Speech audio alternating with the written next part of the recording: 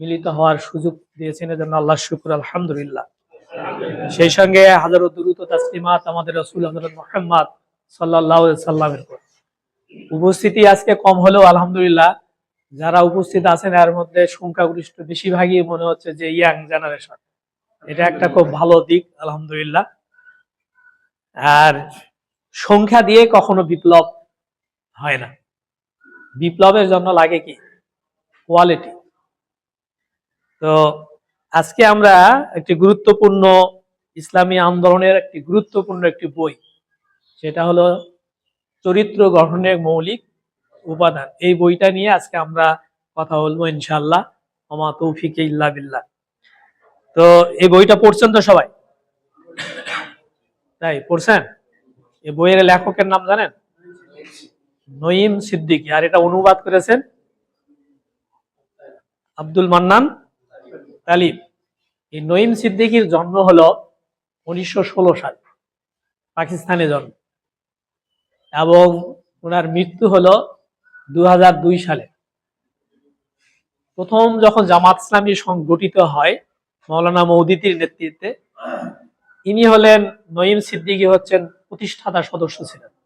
নঈম সিদ্দিকী প্রতিষ্ঠাতা সদস্য ছিলেন, যে 8-10 জন ছিলেন তার মধ্যে। এবং তিনি একাধারে সাংগঠনিক যোগ্যতার অধিকারী ছিলেন, আবার তিনি ভালো সাহিত্যিক ছিলেন।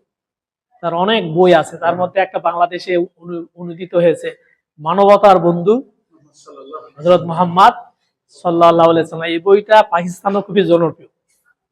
তারপরে চরিত্র গঠনের মৌলিক উপাদান, এরকম অনেক বই। এবং তিনি মারা যান কত সালে বললাম? ভালো করে শুনবেন, আমি পরে আবার জিজ্ঞাসা করবো, এটার উপর আবার প্রশ্ন ধরা হবে। ওনার জানাজা করাইছিলেন তৎকালীন পাকিস্তান জামাতের আমির মিয়া তোফায়েল আহমেদ, এবং এই জানাজা হয়েছিল জামাত ইসলামীর ওখানে যে কেন্দ্রীয় অফিস আছে মনসুরা, সে বিশাল একটা কমপ্লেক্স আছে, বিশাল একটা মাঠ আছে, এই মাঠে ওনার জানাজা সংগঠিত হয়েছিল। তো তার এই বইটা খুবই গুরুত্বপূর্ণ আমাদের জন্য, যে চরিত্র গঠনের মৌলিক উপাদান। যে জামাত ইসলামী সম্পর্কে মানুষ যদি জানতে চায়, তাহলে মানুষ কি পড়াশোনা করে জানবে, না জামাত ইসলামী লোকজনের আচার আচরণ, তাদের চরিত্র দেখে কি করবে? জানবে। এটাই হলো নিয়ম, যে কোনো একটা দলকে বুঝতে গেলে মানুষ কি বোঝে, যে ওই দলের লোকেরা কিরকম, তাদের আচার আচরণ কিরকম। তো এই বইয়ে তিনি ভূমিকাতে বেশ কয়েকটা কথা উল্লেখ করেছেন। তার মধ্যে প্রথম হলো যে যেখানে মানুষের তৎপরতা বাড়ে সেখানে শয়তানের তৎপরতা বাড়ে। এই যে এখন সোশ্যাল মিডিয়ায় দেখেন যে জামাত ইসলামের লোকেরা কোথায় কি করলো, সামান্য একটু ভুল হলে সেটা কি হয়? সোশ্যাল মিডিয়ায় ভাইরাল হয়। আর জামাত ইসলামীর যারা বিরোধী, তারা দিনের বেলা মানুষ খুন করলো, অত ভাইরাল হয় না। তার মানে কি? তার মানে জামাত ইসলামী যখন সক্রিয়, তখন শয়তান কিন্তু কি নেই, বসে নাই। শয়তানও তৎপর, কারণ শয়তান আল্লাহর সাথে চ্যালেঞ্জ করেছিল যে আমি কি করব, যে এই মানুষদের সামনে আসব, পিছনে আসব, হামলা করব, ডানের হামলা করব, বাম থেকে কি করব, হামলা করব। শুধু তাই নয়, আমি এই মানুষের রক্তের কণিকায় কণিকায় ঢুকে আমি কি করব, এদেরকে পথ ভ্রষ্ট করবো। এটা শয়তান চ্যালেঞ্জ করেছে। তো এটা শয়তানের চ্যালেঞ্জ। আর আমরা এমন এক যুগে বসবাস করছি, এখন হলো পুঁজিবাদী অর্থ ব্যবস্থা। আপনি ইচ্ছা করলে একজন ভালো ব্যবসায়ী, সে যদি মনে করে আমি সৎভাবে বাংলাদেশে ব্যবসা করব, সম্ভব নয়। কারণ পুঁজিবাদী অর্থনীতি ব্যবস্থাটা এমনভাবে জেঁকে আছে, এখানে আপনি সৎভাবে জীবনযাপন করতে বাধা দেবে এই অর্থনৈতিক সিস্টেমটা। এবং আরেকটা আছে সাংস্কৃতিক, যে সমাজতান্ত্রিক মতাদর্শ। সমাজতান্ত্রিক মতাদর্শ আমাদেরকে প্রভাবিত করছে। আমাদের সন্তানেরা আজকে দেখেন স্কুল কলেজে যে ইসলাম শিখার কোনো সুযোগ নাই। তারা পুরাটাই একটা বস্তুবাদী চিন্তা চেতনায়, নাস্তিকবাদী চিন্তা চেতনায় তারা গড়ে উঠতেছে। যে এখন যেমন সংসদে আমাদের একজন এমপি উনি বলেছেন যে এই প্রাইমারিতে কি দেওয়া দরকার, কোরআন শেখানোর জন্য অন্তত একটা টিচার দেওয়া দরকার। এই যে এটা একটা গভীর ষড়যন্ত্র যে প্রাইমারিতে কোরআন শেখার কি নাই, কোনো ব্যবস্থা নাই। অর্থাৎ আমাদের প্রজন্মটাকে কি করা হয়েছে, নাস্তিকতার দিকে নিয়ে যাওয়া হচ্ছে। ভয়ঙ্কর একটা সমাজে আমরা কি করতেছি, বসবাস করছি। তো এই যে অবস্থা, উনি লেখক ওখানে বলেছেন যে এই অবস্থায় কিছু মানুষ তারা মনে করছে এগুলা ঝুট ঝামলার মধ্যে আমরা নাই, আমরা মসজিদে আশ্রয় নিব। কেউ মনে করছে আমি খানকায় আশ্রয় নিব, কারণ এই সমাজে এগুলো চারিদিকে বাধা বিপত্তি, মামলা মোকদ্দমা, হামলা, রাজনৈতিক হয়রানি, এগুলার মধ্যে আমি জড়িয়ে যেতে চাই না, আমি এগুলা থেকে নিরাপদ আশ্রয়ে যেতে চাই। এরকম কিছু মানুষ নিছে না। যেমন অনেকে আছে যে না বাবা এগুলা রাজনীতির সাথে আমি নেই, কারণ এগুলা করতে গেলে আমার কি আছে, সমস্যা আছে। আমি নামাজ পড়বো, রোজা করব, আমি মসজিদে যাব, বাসায় আসব, আমার গৃহস্থালির কাজ করব। লেখক বলছেন এরা হলো স্বার্থপর। এদের কাছে যে সম্পদ আছে, চরিত্রের সম্পদ আছে, এইটা তারা কি করতে চায় না, বিনিয়োগ করতে চায় না। আপনার টাকা যদি সিন্ধুকের মধ্যে রাখেন তাহলে এটা কি বৃদ্ধি পাবে? বৃদ্ধি পাবে না। তো এরকম কিছু মানুষ আছে, লেখক বলছেন এরা হলো স্বার্থপর। আবার কিছু মানুষ আছে দেখেন যে কোথায় এই মাজারে যে আলো দিচ্ছে, বাতি দিচ্ছে, কিন্তু মাজারে বাতি দরকার না বনে জঙ্গলে লাইট দরকার, যাতে মানুষ পথ চলতে পারে, যার কারণে বনে জঙ্গলে লাইট দরকার। কিন্তু লাইট যেখানে দরকার নেই সেখানে কি দিচ্ছে, লাইট দেওয়া হচ্ছে, আলো দেওয়া হচ্ছে। এজন্য উনি বলতেছেন যে আমাদের যে পুঁজিটা আছে, পুঁজিটা খাটাতে হবে। তো এই পুঁজিটা খাটাতে গেলে এই যে বর্তমান যে সিচুয়েশন, এখানে ভালো থাকাটা অনেক কঠিন, কিন্তু তারপরও আমাদেরকে ভালো থাকতে হবে। আপনার গোসি মাছ দেখছেন না? গোসি মাছ কোথায় থাকে? কাদার মধ্যে থাকে। কিন্তু গোসি মাছের গায়ে কি কাদা লাগে? কাদা লাগে না। ঠিক এই সমাজে আমাদেরকে বসবাস করতে হবে। এই সমাজ থেকে এগুলা সবকিছু বাদ দিয়ে বাইরে যাওয়ার কোনো সুযোগ নাই। এই সমাজেই বসবাস করতে হবে, কিন্তু আমাদের গায়ে যেন কাদা না লাগে। এই জন্য তিনি কিছু কথা বলেছেন এই বইয়ে, যে এইটা যদি আমরা প্রথমে উনি বলেছেন যে আল্লাহর সাথে কি করা, সম্পর্ক, আল্লাহর সাথে সম্পর্ক। তারপর বলেছেন যে সংগঠনের সাথে সম্পর্ক, আরেকটা হলো সহযোগিতার সাথে সম্পর্ক। এই তিনটা জিনিস যদি সঠিক হয় তাহলে এই ঝুট ঝামেলার মধ্যে আমরা কি থাকতে পারবো, ভালো থাকতে পারবো নাকি? না দরকার নাই? হ্যাঁ, এই জন্য আমাদের ভালো থাকতে হলে এই তিনটা জিনিস আমাদেরকে বুঝতে হবে, এই তিনটা জিনিস আমাদের প্র্যাকটিসে নিয়ে আসতে হবে। এছাড়া ওই স্বার্থপরের মতো কিছু মানুষ আছে, যেমন কোথাও যদি কি লাগে মহামারী আসে, তখন সে মহামারী থেকে পলায় অন্য জায়গায় চলে যায়। এ হলো কি স্বার্থপর। কিন্তু আল্লাহ রাসূল কি বলেছেন, কোথাও যদি কোনো মহামারী হয় তখন সেখান থেকে কারো অন্য জায়গায় প্রস্থান করা যাবে না, আবার বাহির থেকে কেউ ওখানে আসতে পারবে। কিন্তু আমাদের সমাজে এরকম কিছু স্বার্থবাদী লোক আছে। তো সমাজেও কিছু আছে এরকম যে না, আমি এগুলা ঝুট ঝামেলার মধ্যে যেতে চাই না। যেমন ধরেন যে অনেকেই উদ্বুদ্ধ হয়েছিল ভোটের আগে, মনে করেছিল জামাত ইসলামী ক্ষমতায় যাবে, আমার কিছু সুযোগ সুবিধা হবে, জমাজমি সমস্যা আছে, এমপিকে দিয়ে সমাধান হবে। যে এখন হলো না, তখন আবার কি করছে, কেটে পড়ছে। তো আর আপনারা আছেন, তাই না? আপনারা আছেন, তার মানে আপনার ইমান কি আছে, মজবুত আছে। এখন আমরা দেখি যে এই ঝুট ঝামেলার মধ্যে আমরা কিভাবে ভালো থাকবো। এজন্য প্রথম নম্বর যেটা হলো আল্লাহর সাথে কি, কারণ আমরা যে আন্দোলন করি, আন্দোলনটা কার? আল্লাহ। এখন আমরা যারা আন্দোলন করি তার সাথে যদি আমার ভালো সম্পর্ক না থাকে, তাহলে এই আন্দোলনে আমি কি পাবো না, প্রাণ পাবো না। এজন্য আল্লাহর সাথে আমাদের সম্পর্কটা কি করতে হবে, গভীর করতে হবে। দেখবেন যে যেই এমপির প্রধানমন্ত্রীর সাথে সম্পর্ক ভালো, সেই এমপির এলাকায় কি হয়, কাজ বেশি হয়। আর যে এমপির সাথে প্রধানমন্ত্রীর সম্পর্ক কি নয়, কম, সে এলাকায় কাজ কম। আল্লাহ সুবহানাহু ওয়া তাআলার সাথে যদি আমাদের গভীর সম্পর্ক হয়, তাহলে আমাদের কাজটা কি হবে, সহজ হবে। আল্লাহ আমাদেরকে হেল্প করবেন, আমাদেরকে সুরক্ষা দান করবেন। কারণ আল্লাহ সুবহানাহু ওয়া তাআলা বলেছেন যে কুলিল্লাহুম্মা মালিকাল মুলক তুতিল মুলকা মান তাশা ওয়া তানজিউল মুলকা মিম্মান তাশা ওয়া তুইজ্জু মান তাশা ওয়া তুযিল্লু মান তাশা বিয়াদিকাল খায়র ইন্নাকা আলা কুল্লি শাইইন কাদির। হে নবী বলে দেন যে এই সাম্রাজ্যের মালিক আল্লাহ, তিনি যাকে ইচ্ছা তাকে রাজত্ব দান করেন, যাকে ইচ্ছা তার কাছ থেকে রাজত্ব ছিনিয়ে নেন, যাকে ইচ্ছা তিনি তাকে সম্মানিত করেন, আবার যাকে ইচ্ছা তাকে অপমানিত লাঞ্ছিত করেন।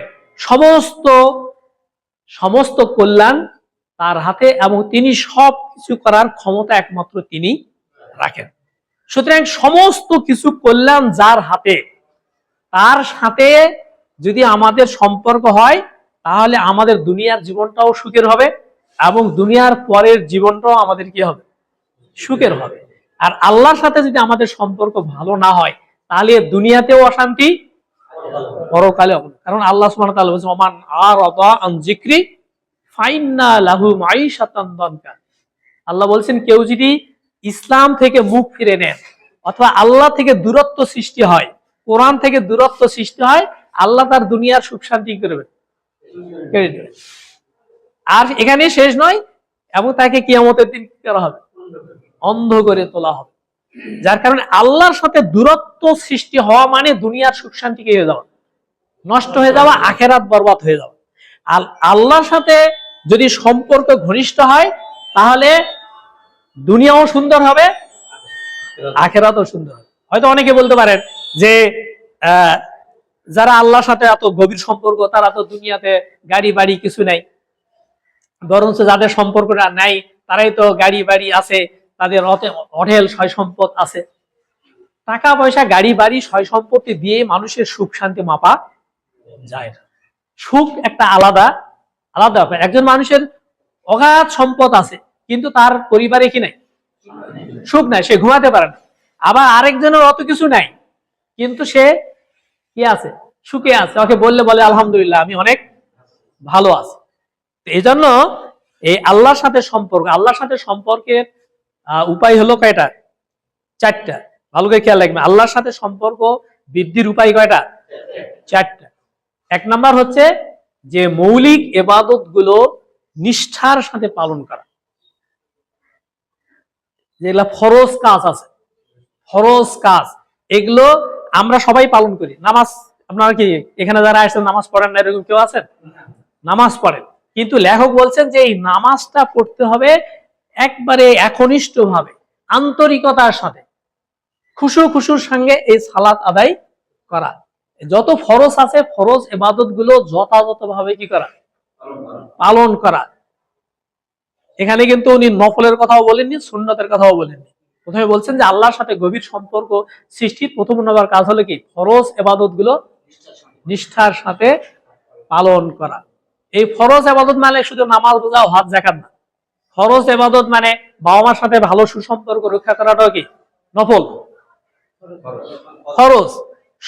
ইসলামী আন্দোলন করা কি নফল, ফরজ। তারপরে হারাম কাজ থেকে বিরত থাকা, এটা কি নফল, ফরজ। এই ইবাদত গুলো কি করা, যথাযথভাবে পালন করা নিষ্ঠার সাথে। বিশেষ করে সালাতটা জামাতের সাথে কি করা, আদায় করা। যে আমার মনের মধ্যে জামাতে যাওয়ার আগ্রহ আছে কিনা।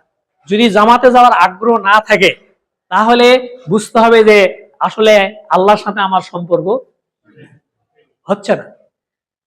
এজন্য নামাজটা যত ভালো, একবারে তড়িঘড়ি না, নামাজের সংখ্যা কম হোক, নফল নামাজ যদি কমও হয়, কিন্তু ফরজটা যেন কি হয়, যথাযথভাবে রুকু সিজদা, আমরা নামাজে কি পড়তেছি এই বিষয়গুলো, সিজদায় যায় তাসবিহ গুলো, সিজদায় যায় দোয়া করা, হ্যাঁ আল্লাহু মাগফিরলি, হে আল্লাহ আমাকে কি করে দাও, মাফ করে দাও।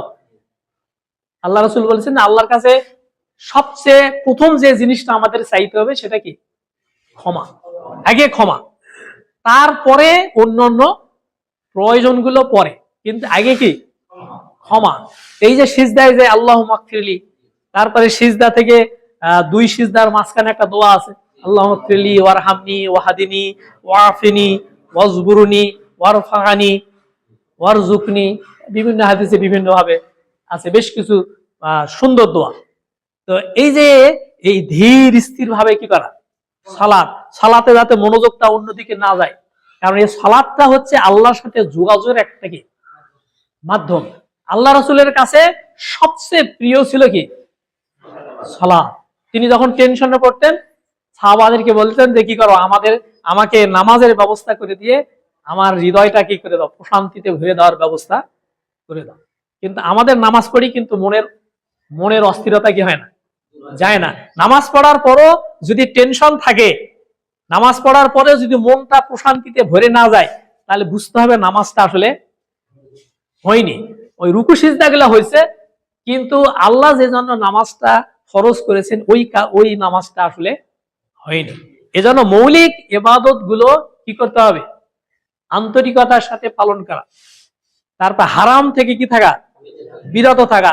যেমন আমাদের সমাজে দেখা যায় তাহাজ্জুদ পড়ে, কিন্তু আবার দেখেন যে বোনের জমি কি করে নেই, বোনের জমি আর দেয়নি, বাবা মারা গেছে 15 বছর হয়ে গেছে, জমি কিন্তু ভাই খেতেই আছে, তাহলে কি তার উপার্জনটা কি হচ্ছে? হারাম হচ্ছে, কিন্তু আবার তাহাজ্জুদ করতেছে। তো যার কারণে এই বিষয়গুলো খেয়াল রাখতে হবে যে এই যে অপরের হক অধিকার, তারপর উপার্জন করতেছে হারাম অবৈধভাবে, কপালে দাগ পড়ে গেছে, দেখেন যে ঘুষের টাকা ছাড়া আর চলে না।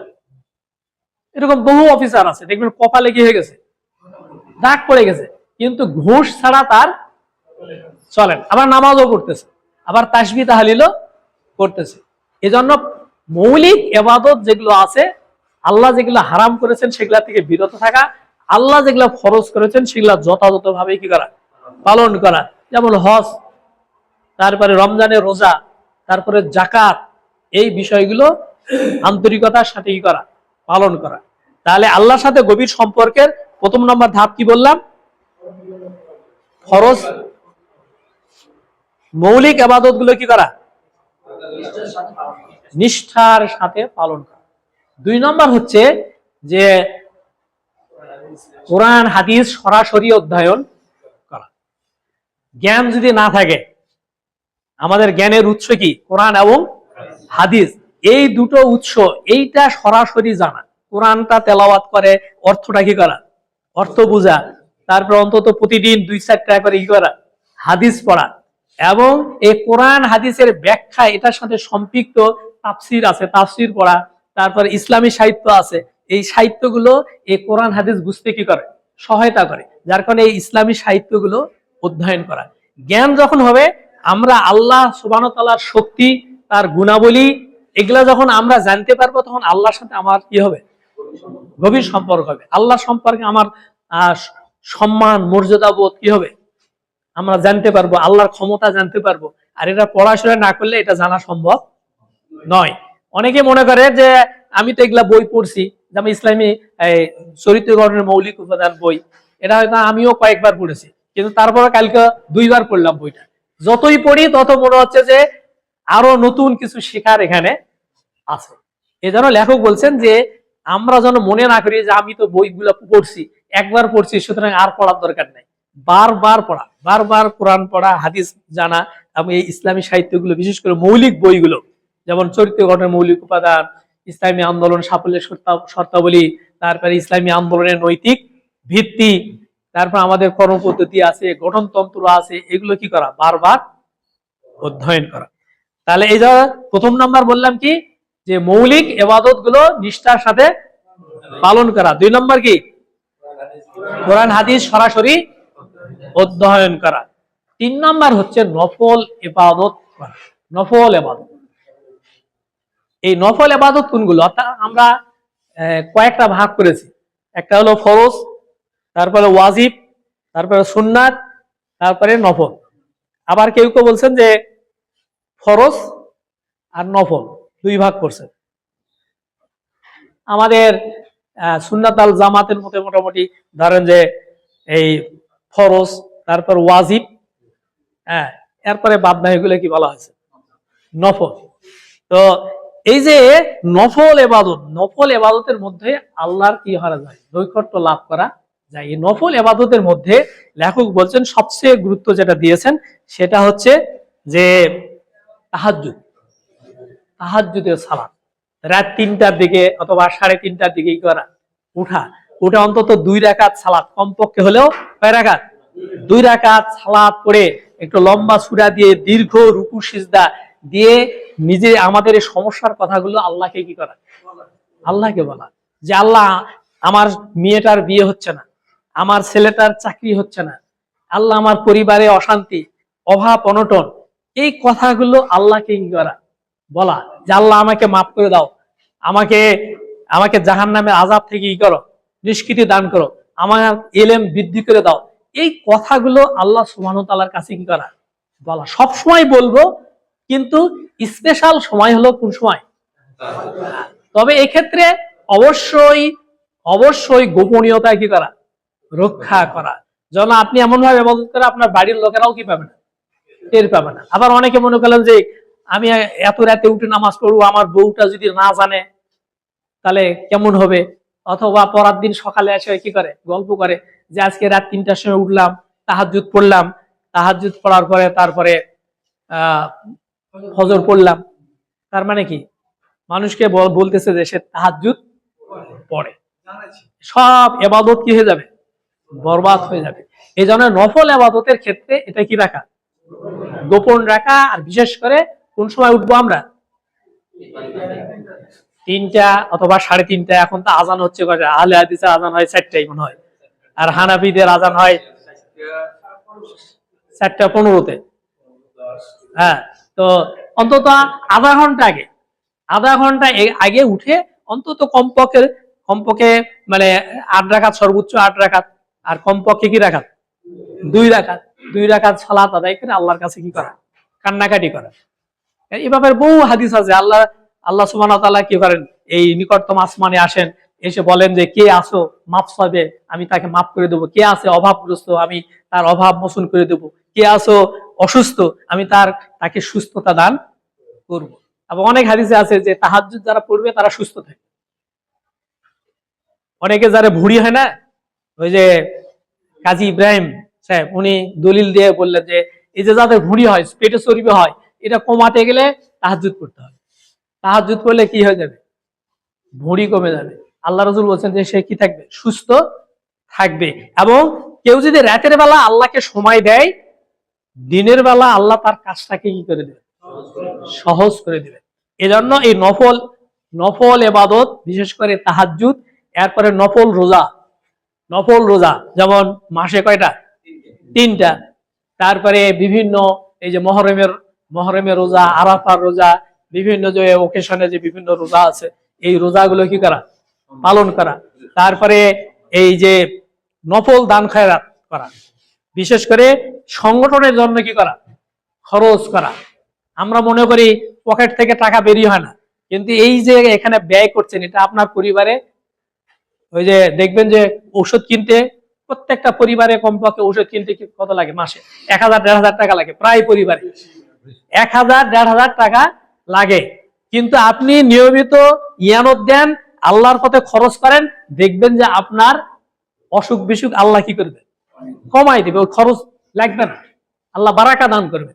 এই জন্য এই নফল দান খয়রাতটা করা, এই যত ইয়ানতটা ঠিক মতো দেয়া, হ্যাঁ, তারপরে আত্মীয় স্বজন যারা আছে তাদেরকে কি করা, অর্থনৈতিক ভাবে সাহায্য করা, ফকির মিসকিনকে, তাহলে দেখা যাবে বারাকা আসবে, আমাদের ধন সম্পত্তিকে আসবে, আল্লাহ বারাকা দিবেন, আমাদের হায়াতে বারাকা দিবেন। এই যে নফল ইবাদত। এরপরে হচ্ছে আল্লাহর সাথে গভীর সম্পর্কের 4র্থ নম্বর উপায় হলো সার্বক্ষণিক দোয়া ও জিকির। সার্বক্ষণিক দোয়া এবং জিকির। ওই যে আল্লাহ সুবহানাহু ওয়া তাআলা বলেন, ফাইজা কুদিয়াতিস সালাত ফান্তাশিরু ফিল আরদ ওয়াবতাগু মিন ফাদলিল্লাহ ওয়াজকুরুল্লাহা কাসীরান লাআল্লাকুম তুফলিহুন। যে কি করো, তোমরা নামাজ শেষ হয়ে গেছে, এবার জমিনে ছড়িয়ে পড়ো, আর রিজিকের তালাশ করো, এই সময় আল্লাহকে কি করো, বেশি করে স্মরণ করো। আর আল্লাহকে যারা বেশি করে স্মরণ করে তারাই কি হবে, সফল কাম। এই জন্য বাড়ি থেকে বের হওয়ার সময় বিসমিল্লাহ বলে কি করা, বের হওয়া। বিসমিল্লাহি তাওয়াক্কালতু আলাল্লাহ লা হাওলা ওয়ালা কুওয়াতা ইল্লা বিল্লাহ। আল্লাহ রাসূল বলেছেন, কেউ যদি এই দোয়া পড়ে বের হয় তাকে নিরাপত্তা দেওয়া হবে, তার বাড়িতেও নিরাপত্তা দেওয়া হবে, সে যে বাহিরে আসছে সেখানেও কি দেওয়া হবে, নিরাপত্তা। এই যে বিভিন্ন দুর্ঘটনা ঘটতেছে, অ্যাক্সিডেন্ট ঘটতেছে, কি কারণে? এই যে এই দোয়া কালাম গুলো আমরা পড়ি না। বাড়ি থেকে ঢোকার সময় কি করা, বিসমিল্লাহ বলে বাড়িতে প্রবেশ করা। যে কোনো কাজ শুরু করার সময় বিসমিল্লাহ বলে কি করা, শুরু করা। তারপরে এই যে সুবহানাল্লাহ, আলহামদুলিল্লাহ, আল্লাহু আকবার, এই তাসবিহ গুলো কি করা, পড়া, সার্বক্ষণিক পড়া। তার আস্তাগফিরুল্লাহ, আস্তাগফিরুল্লাহ। আল্লাহ রাসূল বলছে, যারা আস্তাগফিরুল্লাহ নিয়মিত পড়ে এদের কোনো দুশ্চিন্তা থাকবে না, টেনশন থাকবে না, অভাব অনটন আল্লাহ কি করে দিবেন, দূর করে দিবেন, এবং সে মুস্তাজাবুদ দাওয়া হবে যারা বেশি করে কি করবে, ইস্তেগফার পড়বে। আর এই সার্বক্ষণিক দোয়া ও জিকির করলে হবে কি, পাপ কাজ থেকে সে বাঁচবে, পাপ কাজ থেকে বেঁচে যাবে। তার দ্বারা কি হবে না, পাপ কাজ হবে না, শয়তান তার উপর প্রভাব বিস্তার করতে পারবে না। আল্লাহ সুবহানাহু ওয়া তাআলা বলেছেন, ফাজকুরুনি আযকুরুকুম, আমাকে স্মরণ করো, আমি তোমাদেরকে কি করব, স্মরণ করো। এই জন্য আল্লাহকে স্মরণ করা, যেমন ফরজ নামাজ শেষ, তারপরে সুবহানাল্লাহ 33 বার, আলহামদুলিল্লাহ 33 বার, আল্লাহু আকবার 34 বার, এরপর ইস্তেগফার পড়বেন। যখনই সময় পাবেন আস্তাগফিরুল্লাহ, আস্তাগফিরুল্লাহ, তারপর হাসবি আল্লাহ ওয়া নি'মাল ওয়াকিল, নি'মাল মাওলা নি'মান নাসির, এটা বলবেন। আর সার্বক্ষণিক দোয়া করবেন। যেমন আল্লাহর যে এই গুণবাচক নামগুলো আছে, ইয়া রাজ্জাক, হে রাজ্জাক, আপনি রিজিক দাতা, আপনি আমার রিজিকের সংকট কি করে দেন, দূর করে দেন, আমার ব্যবসা বাণিজ্যে কি করে দেন, উন্নতি দেন। ব্যবসার দোকান খোলার সময় বিসমিল্লাহ বলে দোকানটা খুলে তারপরে দোয়া পড়ে কি করলেন, কার্যক্রম শুরু করবেন, দেখেন সেখানে কি আসবে, বারাকা আসবে। এই যে সার্বক্ষণিক দোয়া, যে কোনো বিপদ হওয়ার সময়, কালকে যেমন হাদিসে বললাম, আল্লাহ রাসূল বলছেন, যদি কেউ কোনো বিপদ মুসিবতে পড়ে, সে যদি বলে ইন্না লিল্লাহি ওয়া ইন্না ইলাইহি রাজিউন, তারপরে যদি বলে আল্লাহুম্মা আজিরনি ফি মুসিবাতি ওয়াখলুব খায়রাম মিনহা, ওয়াখলুব লি খায়রাম মিনহা, যে হে আল্লাহ, আপনার আমার উপর যে বিপদ মুসিবত দিয়েছেন এর বিনিময়ে আমাকে এমন কিছু দেন যাতে আমার প্রশান্তিতে আমার মনটা কি হয়ে যায়, ভরে যায়।